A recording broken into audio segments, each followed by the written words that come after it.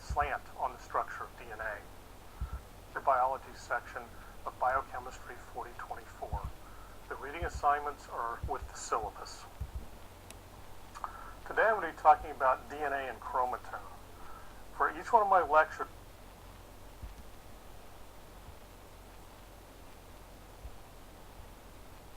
I'll revisit the structure of DNA.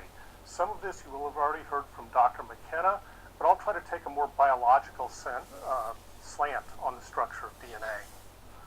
Then we'll talk a little bit about the enzymes that are involved in processing a genome. We'll then talk about structures of genomes and end on that today. We'll first talk about bacterial genomes, prokaryotic genomes, which are circular. Then we'll talk about the linear DNA molecules in the eukaryotic genome. In all of my slides, truly key concepts are in red, and key terms that I think you should know for any exam are in blue. This is the central dogma as it existed when I was a student taking molecular biology for the first time. There are three basic processes. DNA was used as a template to make DNA in a process we called replication.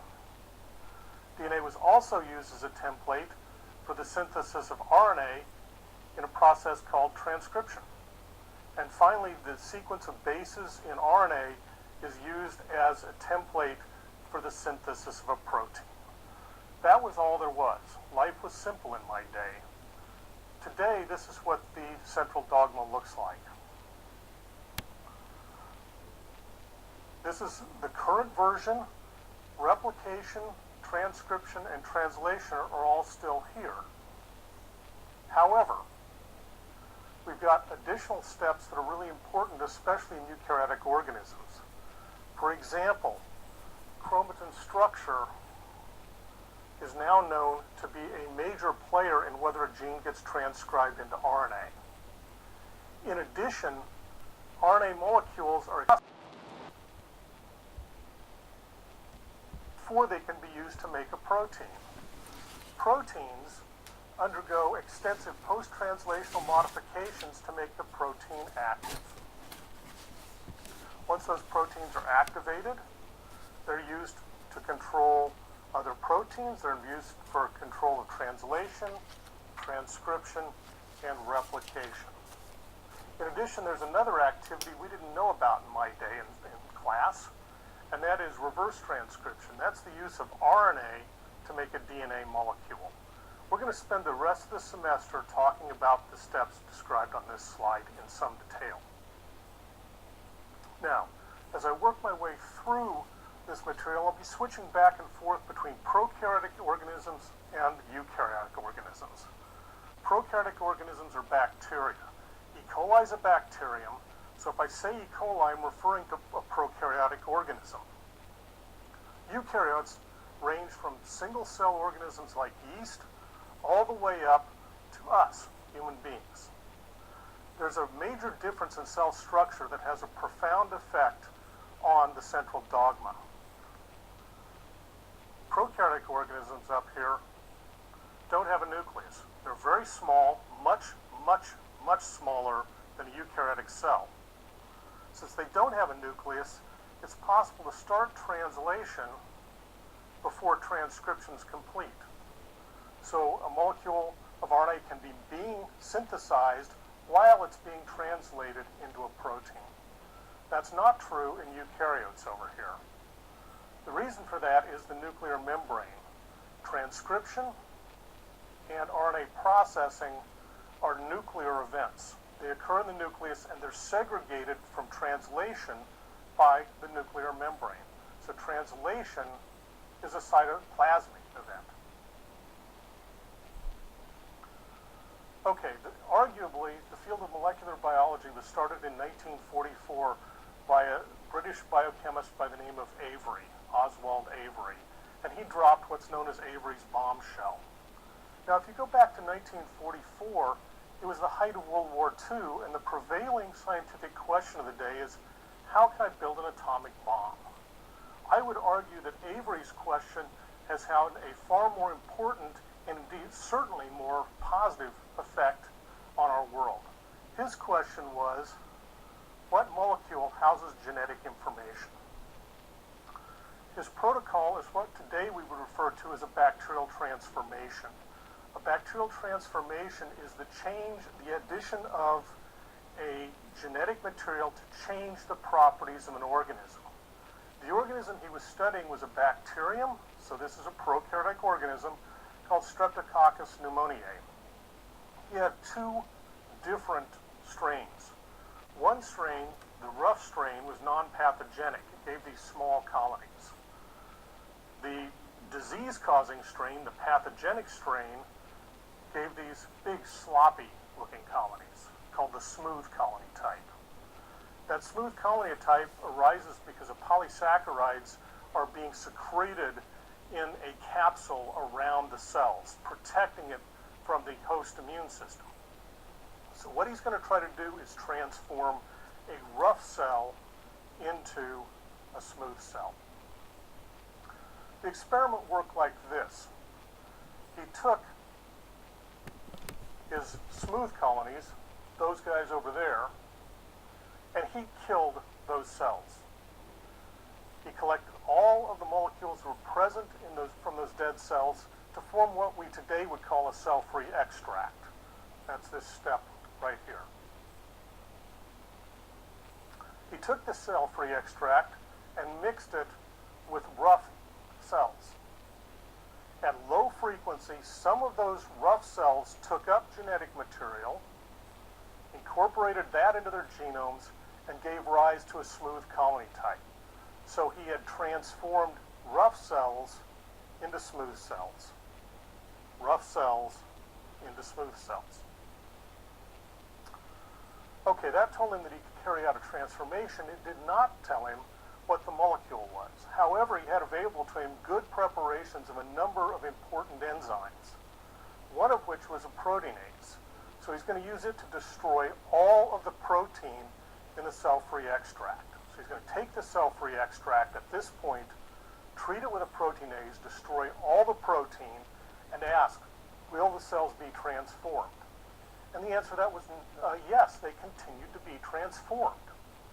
That told him that protein couldn't possibly be the genetic material. He tried the same experiment using RNases, and it still transformed. So the genetic material was not RNA.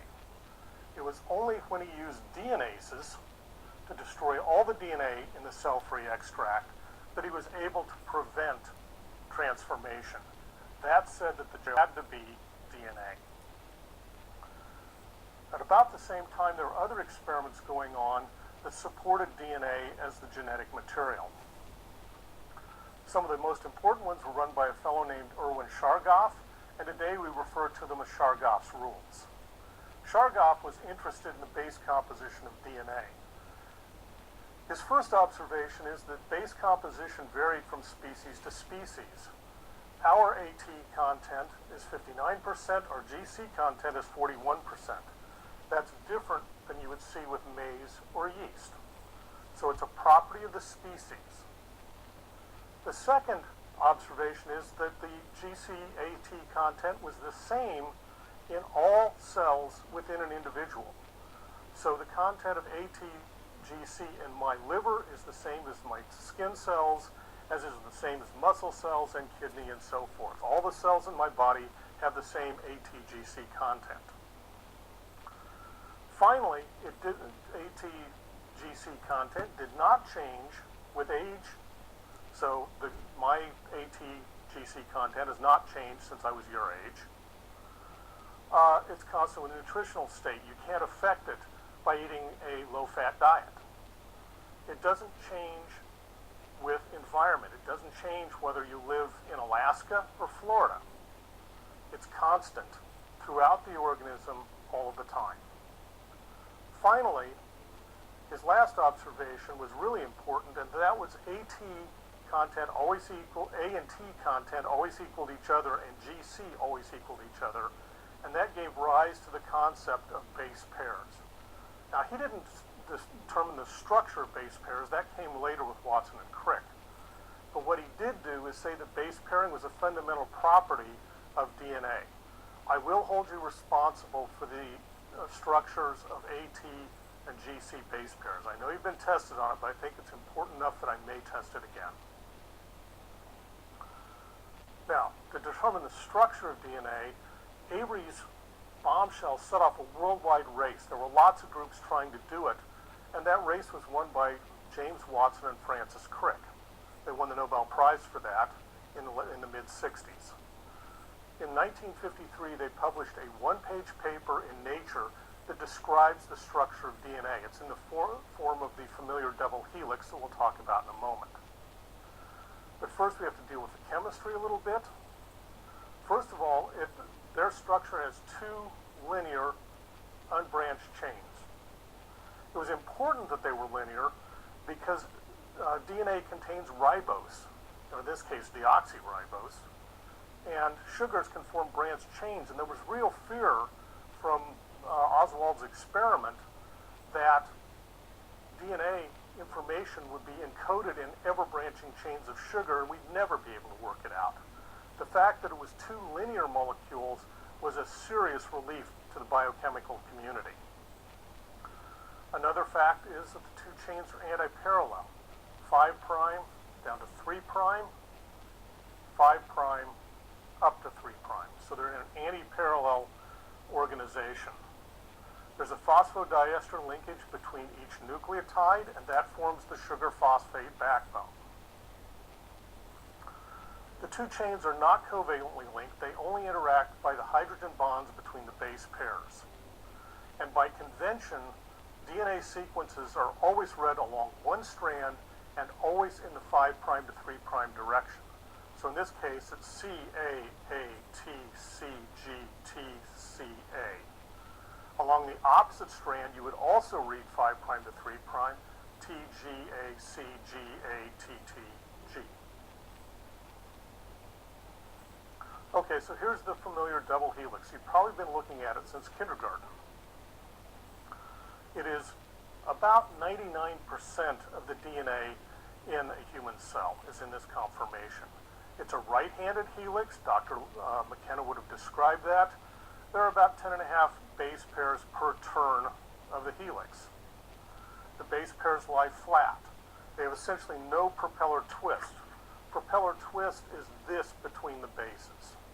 They're essentially flat and are stacked up the helix. Now, by far the most interesting thing about DNA is that genetic information is encoded in the sequence of bases. So now we need to think about where we see the bases. Where is genetic information available to, say, a DNA binding protein? Well, if you look along here, you'll see it in the major groove and to a lesser percent in the minor groove. So it's in the floors of the grooves where the sequence information can be accessed from outside the molecule. And that's going to be biologically very important. There are other DNA conformations, some of which are biologically important.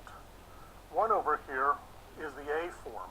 It's short and squat. Actually, what it is the dehydrated form of DNA. Now, we're walking bags of salty water, so we don't have much aDNA in us. But if you think about seeds and spores that can be desiccated sometimes for years, aDNA is important in biology. It's also a really good approximation for RNA-DNA hybrids, and we'll see at least a couple of those in the course of the semester, and a really good approximation of the structure of RNA hybrids, so two RNA molecules. zDNA, this thing over here, is actually a left-handed helix. It's believed to have some importance for regulation of some genes. We won't be getting into that in this course. And then there are even more exotic forms of DNA that are not necessarily double-stranded. There's cruciform DNA, triplex and quadruplex DNA forms. We won't be talking about those at all. Okay, the two strands of DNA can be separated. That's because there are no covalent linkages between the two strands. They're only linked by those hydrogen bonds. The process of unwinding DNA to form two single-stranded DNA molecules is called denaturation. The reverse process of annealing to form one double-stranded DNA molecule is called annealing. As long as two DNA strands can base pair with each other, it's possible to anneal them to each other. So here's a long piece of DNA here, and a short piece of, say, synthetic DNA there. These two can be annealed together, as shown down here at the bottom, because they're complementary. They have sequences that can be annealed to one another. Now I'm going to spend a few minutes talking about the key enzymes in processing a genome. We're going to start with the polynucleotide polymerases. These are the enzymes that make DNA and RNA. And they have one very important property in common. They always work in the 5' to 3' direction. That is, we're going to be adding a nucleotide at the 3' end of a growing strain. They all do, or strand, they all do that. Now, the substrate is a nucleoside 5' triphosphate. We're going to add the monophosphate nucleotide to the 3' end. And we're going to expend pyrophosphate in the process. So what are the big differences between the polymerases? Well, first of all, DNA polymerases require a DNA template strand, and they require a primer strand. That primer can be either DNA or RNA, but it's absolutely essential. You cannot start DNA synthesis de novo. On the other hand, RNA polymerases actually will start synthesis de novo. So you can make an RNA strand from scratch. Again, you need a DNA template strand, and you can make RNA off of it. Again, starting without a primer. Reverse transcriptases are DNA polymerases, but they use an RNA template, and they require a primer. That's how you make DNA and RNA. You also have to have a way to degrade them or change them, and that's the process we call nucleases. They come in two types. The first type are endonucleases. Endonucleases cut the sugar phosphate backbone. That is, they destroy DNA by cutting the sugar phosphate backbone and releasing fragments, or in some cases, individual nucleotides. They are often specific for DNA. They'd be a DNase, specific for RNA and RNase, and some nucleases will cut both. They can be either sequence dependent or sequence independent. The classic sequence independent enzyme is DNase 1. DNase 1 would reduce this strand of DNA to individual nucleotides. It doesn't care where it cuts. It could cut here, cut over there. Eventually, given enough time, it would cut all of the sugar phosphate backbone. It would completely destroy it. At the other extreme are enzymes like a restriction endonuclease, like EcoR1. EcoR1 cuts at a very specific sequence and only that sequence. It will cut GAATTC, and since that sequence is a palindrome, it can be read the same way on the other strand, GAATTC. It will cut through the DNA, making a double-strand break, and at only this sequence. Since it cuts between the G and the first A, G and the first A, you end up with a staggered cut, separating and fragmenting the DNA. It will not reduce it to individual nucleotides. You'll only get cuts at those very specific positions. The other type of nuclease is an exonuclease. The exonucleases remove nucleotides from the ends of DNA or RNA molecules. Again, they can be DNases, RNases, and in some cases they don't care. The one that's diagrammed here is exonuclease 1. It's a 3' to 5' exonuclease. Exonucleases are specific typically for one end or the other. So this is a 3' exonuclease, and it's going to take off individual nucleotides one at a time and leave the other end, this 5' end down here, untouched. It only removes bases from the 3' end. The last enzyme that we're certainly going to need before we get on with the biology of the course are DNA ligases. Their function is to join DNA strands end to end, 3' end to a 5' end. They require, as shown up here, a 3' hydroxyl and a 5' phosphate. Their function then would be to form a phosphodiester bond joining this fragment to that fragment. It's done at the expense of ATP. So here's the reaction down to here, and we've formed a new phosphodiester bond, repairing the nick, as we refer to them, in the DNA. Ligases also have other uses in the laboratory because they're not restricted to just repairing nicks. They can actually join broken fragments of DNA. This happens to be a blunt end ligation, so we've got two ends with no protruding bases on either. Both ends are said to be blunt, and those can be joined by DNA ligases, linking two fragments of DNA together. If you have two fragments of DNA that have compatible sticky ends, that is that this end can base pair to that one, you can also join those together. And that's the basic information we needed to have the rebirth of the field of molecular biology in the 1970s.